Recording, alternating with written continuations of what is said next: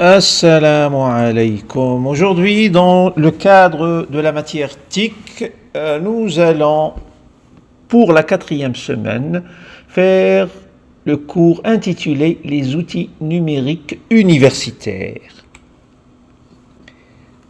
C'est l'outil numérique universitaire, c'est l'environnement numérique du travail de l'étudiant, c'est l'ENT, environnement numérique de travail. Ce que vous devez avoir sur votre navigateur, sur votre PC, pour commencer un travail académique. Absolument à ne pas négliger, à ne pas omettre ce que vous devez forcément avoir pour pouvoir commencer un travail académique, pour réussir un document académique en bonne et due forme. Vous devez avoir absolument sur votre PC une suite bureautique, Word, Excel, PowerPoint, etc. ou des applications, des logiciels équivalents à cette suite. Vous devez avoir une boîte courriel. Et là, nous devons voir comment créer une boîte courriel. Généralement, vous devez créer un Gmail. Vous avez déjà un email professionnel, un email institutionnel, mais cet email institutionnel n'a pas vraiment assez d'espace de stockage. C'est-à-dire, on va vous accorder que, je crois que 4 à 5 gigas. Ce n'est pas vraiment fameux.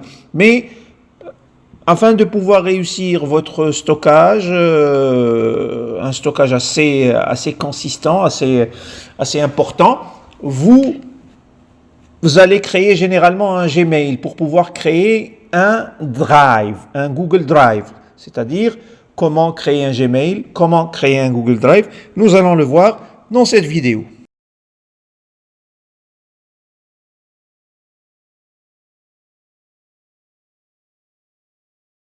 En premier lieu, ouvrez votre navigateur. Il faudra d'abord créer un compte Google. Tapez votre nom et votre prénom ou les noms ou le prénom dont vous voulez vous rappeler, dont vous pouvez vous rappeler à chaque fois. Votre date de naissance, date et lieu de naissance, ou n'importe quelle date et lieu de naissance dont vous pouvez vous rappeler. Votre sexe ou genre. Tapez ici votre nom d'utilisateur. Généralement, vous utiliserez un pseudo. Tapez une adresse à laquelle vous ajouterez l'arobase et le gmail.com, Gmail. Ce sera votre adresse Gmail par la suite. Vous taperez un mot de passe dont vous pouvez vous rappeler et vous le répéterez pour pouvoir confirmer votre compte. Maintenant, votre Gmail est créé. Vous pouvez l'utiliser. Vous acceptez les conditions de Google. Pour pouvoir accéder à votre Gmail, comme vous voyez ici, on a pu accéder à notre boîte courriel. Maintenant, on peut l'utiliser.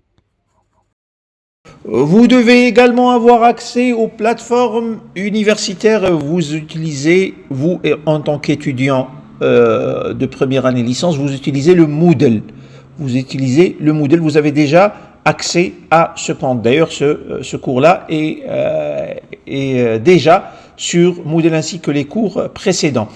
Vous devez avoir un stockage, un espace de stockage cloud, un OneDrive ou un Google Drive généralement. Et là, nous allons voir comment créer et comment utiliser un Google Drive dans la vidéo suivante.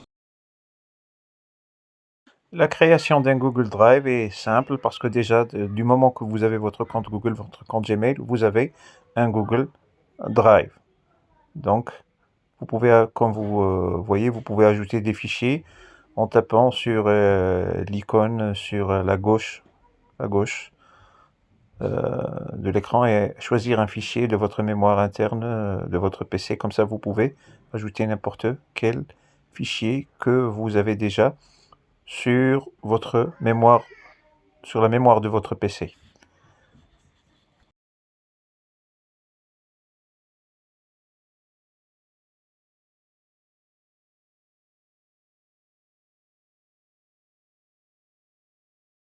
Sur Google Drive, tu as deux types de vues sur tes fichiers. Tu as la vue liste comme la présente et tu as la vue gris. Tu peux changer de vue par rapport à en tapant sur la touche V de ton clavier et comme ça, tu peux changer de vue. Si tu es sur un fichier, sur une liste de fichiers où il n'y a que des images, tu tapes sur la touche V et comme ça les images s'affichent.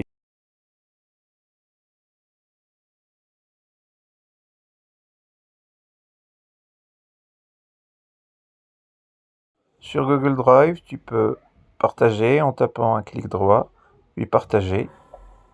Tu rentres dans le tableau, choisir partager dans le tableau, ou aller voir l'icône avec le petit bonhomme avec le plus là, et ajouter l'adresse de ton destinataire. Il y a d'autres astuces. Tu peux tout simplement taper sur le point de ton clavier et tu partages.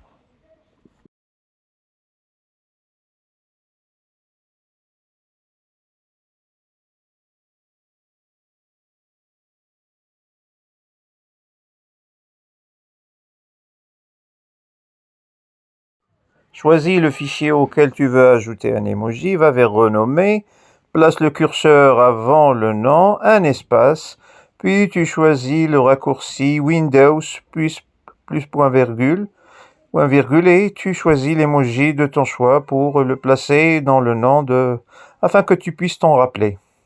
C'est aussi facile que ça.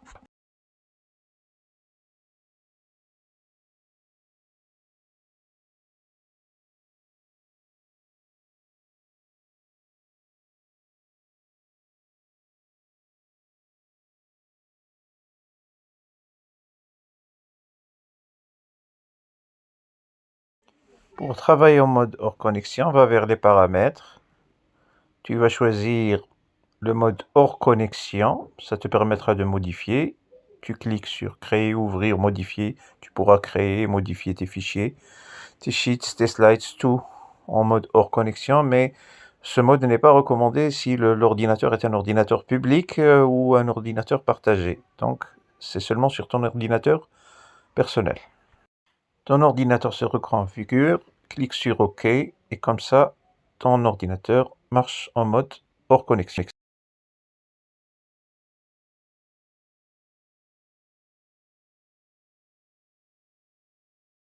Pour le raccourci clavier, tu vas vers le paramètre raccourci clavier. Tu cliques dessus et là, tu as tous les raccourcis pour sélectionner, atteindre les applications, pour créer, pour importer, pour le menu, pour les actions. Tu as même un moteur de recherche où tu peux mettre, par exemple, renommer. Et là, tu as le raccourci pour renommer qui est N.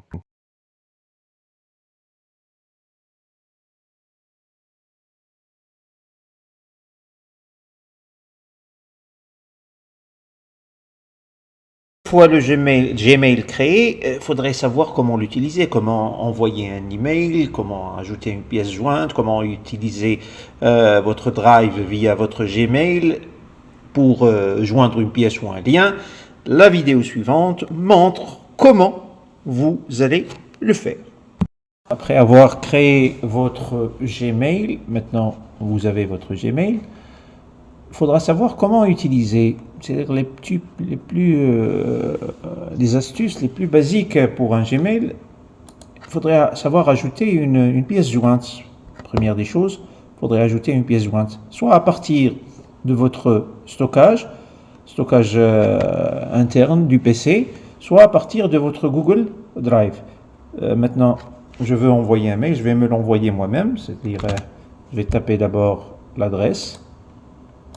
Ne jamais oublier l'objet. L'objet, ça c'est l'objet ici, c'est pas le lieu où vous allez mettre votre email, le contenu de votre message. Non, c'est seulement une façon de vous rappeler de ce qu'est le sujet de ce message. Je vais mettre application pour l'application du cours, application, et je vais ajouter soit à partir ici, comme vous voyez, à partir de mon stockage interne, je vais aller au bureau et chercher, par exemple, ici, ateliers doctoraux, par exemple, analyser méthode littéraire. je vais ajouter, ou à partir de mon Drive. À partir de mon Drive, comment ajouter à partir de mon Drive? J'ouvre, je tape sur cette icône-là, et là, vous avez les documents que j'ai sur mon Drive. Et là, je vais ajouter par exemple ce TD Master, par exemple, et ajouter en tant que lien. Je peux l'ajouter en tant que lien, comme je peux l'ajouter en tant que document, et là, je dois l'importer. Ici, vous voyez, je partage document, ajouter en tant que pièce jointe. Je peux l'ajouter en tant que pièce jointe, et là, ça va être importé. Et là, je peux envoyer mon document. Comme ça, c'est envoyé.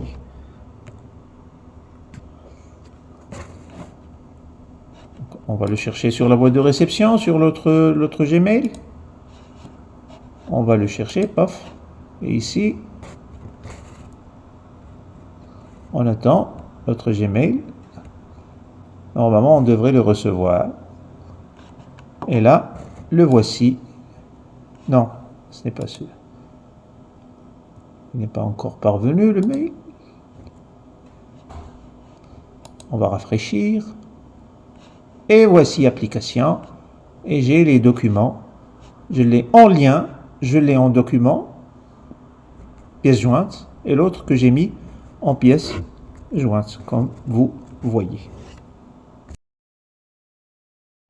Autre astuce pour l'envoi d'un message, je peux envoyer mon message à plusieurs personnes, plusieurs emails, avec le message que je viens d'envoyer, et je vais le transférer ici.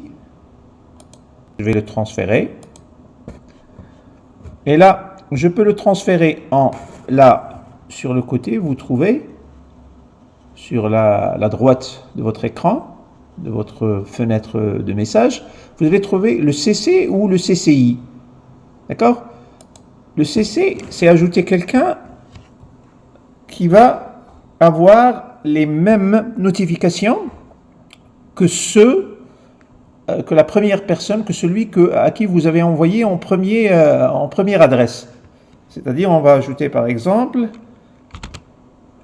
ma deuxième adresse, et on va ajouter en CCI, c'est-à-dire cette deuxième personne, cette deuxième adresse ne va pas avoir les mêmes notifications que les autres, ils ne vont pas l'avoir, les deux autres ne pourront pas constater la présence de son adresse. D'accord? Donc je vais ajouter toujours en CCI une autre adresse, par exemple, ici, et je vais envoyer.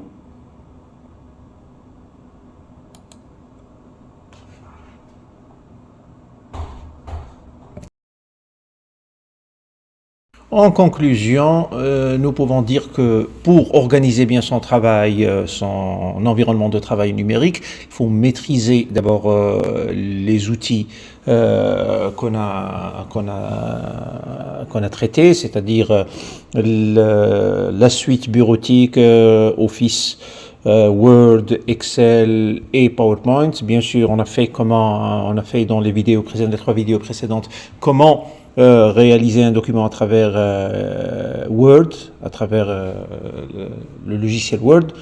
Maintenant nous avons vu comment envoyer un mail, comment l'organiser, comment bien joindre une pièce, soit soit à partir de votre mémoire interne de votre PC, ou à partir de votre cloud, de votre Drive. Donc maintenant, le travail consiste votre tâche à réaliser consiste à réaliser un document, bien sûr, peu importe le contenu, à vous de voir comment le rédiger, bien sûr, rédiger un paragraphe selon les normes académiques, puis envoyez-le, moi, en pièce jointe sur mon courriel. Si vous avez des questions, vous pouvez les laisser dans les commentaires. Sinon, sur ce, je vous laisse pour la prochaine séance, Inch'Allah.